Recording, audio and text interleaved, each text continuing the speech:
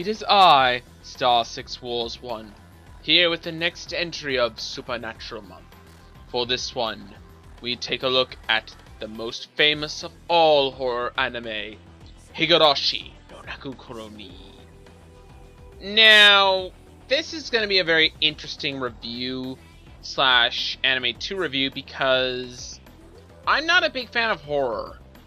I think you've all become very aware of that, especially if you watched my earlier videos where I once said I would never watch Higurashi no Naku Koro ni. No, that didn't work at all.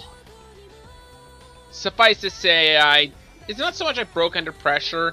I broke under the pretense of it sounded like a good story, and I just wanted to see it. But I always knew I would see it on Halloween, because honestly, it's just that kind of anime. Now, is it a very good anime? Are the characters great? Is everything amazing? Well, let's find out. First up, the story. Now, the story of Higurashi is definitely one of the most interesting parts of it. It takes place in arcs. At the beginning of each arc, you have the characters in a more so slice of life style, but by the end you have them killing each other. Yeah, not pleasant anime series, is it? Ultimately though, it's the intrigue of why this is happening and everything else going on around all these events that make Higurashi so very interesting and so very unique among other anime, even among its own genre. I admit, though, that there are times this series can be really dark. This is one of the darkest anime I've ever watched. Or at least one of the most psychological. And quite frankly, it's extremely well executed, albeit unsettling at times. I actually did at one point have to take a break from the series just because I was that bothered by it. Arc 3 specifically, if you want to know which arc it was. Now, it's a very interesting premise, it's a very interesting story. Does it have flaws? And more so in Kai, where a few minor nitpicks come in, but honestly, that's not really the issue. I think it's just kind of something you can brush over. Quite frankly, I enjoy the story a great deal. Even if there are times that really, really are unsettling, and I can't watch even if I wanted to. But I'll give it this, it's one of the best stories in anime in my opinion. No joke. I do think it has its problems, but in my opinion, it's one of the most well-told stories of anime. So kudos to that on you, Higurashi. Next up are the characters. Now, unlike most characters segments where I will talk about individual characters, to talk about these characters individually would have to go into spoiler territory. I know that in the past I have gone into spoiler territory with a lot of characters, but I don't want to do that this time. This time I want to be the good guy. I don't want to spoil anyone to Higurashi who's not seen it and is interested in seeing it. Do I think that the characters are good, though, overall, since I'm not going to talk about them individually? Yes. I think each character has at least one time to shine in the spotlight, which, admittedly, that's something very hard to do with any show, let alone the show kind of like Higurashi. And another thing I'll give it is that the side characters, even though we're getting past the main characters, we have the side characters who feel important, who don't feel like side characters. They feel like part of the main cast or secondary cast. So they're all giving an important role, which again, that's very hard for an anime to do. But Higurashi does it perfectly. The characters are probably one thing that I'll give Higurashi. They're well executed. Psychologically, there's something always psychological problem with all of them, though not always apparently obvious. Every one of them are broken in some way, and that's something I'll give the show. Again, they add to the darkness of the series and make its infamy. Now, do I think that that darkness is good or bad is up to you and up to the character you're interpreting.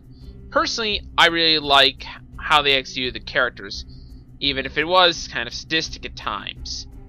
Honestly, I really like the characters, and that's all that needs to be said. The animation of Higurashi is admittedly probably the weakest part of the series. I'm sad to say that, but I really do think that. The animation could go off-model sometimes, and some of it, especially in the early episodes of Kai, really don't look good at all and aren't appealing at all. But I will give Studio Dean credit here. When the animation is good, it's really good. Some of the best I've seen Studio Dean ever produce. Great job to that much. And they use shadowing in very clever ways, and just what they had, which I don't know if they were very limited with the animation, but what they used it for was perfect and quite well done, in my opinion. Is it the best animation? No. Would I change it at all? No. It's perfect the way it is, even if it is not flawless. The music was done by Kenji Kawai, who is also known for his music in Ghost in the Shell, at least the movies, the Studio Dean adaptation of Fate Stay Night, both the Unlimited Blade Works movie and the original series, as well as Eden of the East. Personally, I think Higurashi is the best he's ever done, and I'll say it right now, I just really enjoy the music overall. The OST has some great pieces to it, very atmospheric, very dark. I loved every second of it. Actually, the opening and ending themes are also something quite good as well. The first opening is one of anime's most famous openings, thanks to its dark atmosphere and very unsettling feel to it. It's the perfect opening to the first season of Higurashi. Kai's opening is also pretty good, though not quite as good as the first opening. I think both ending themes are on par with each other, and I think they're actually pretty good and very memorable, which is a very good thing.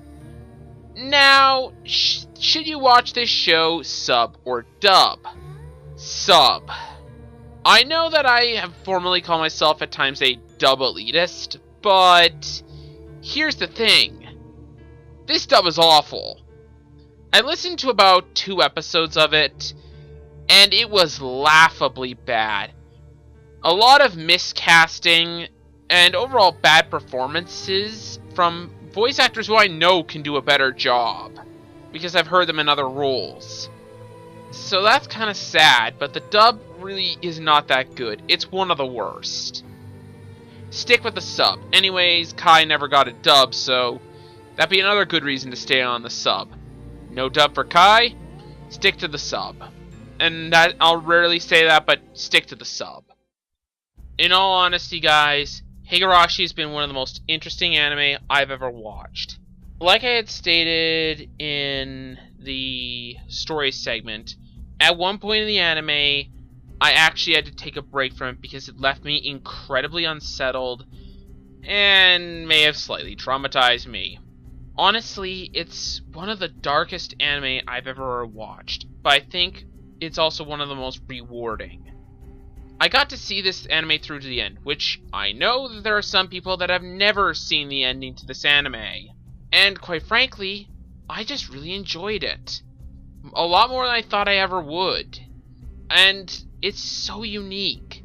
There isn't an anime quite like Higurashi, and I will be honest, I doubt there ever will be.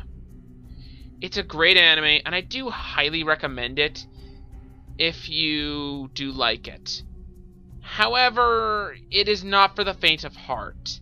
Sadly, I do understand why people have not watched it.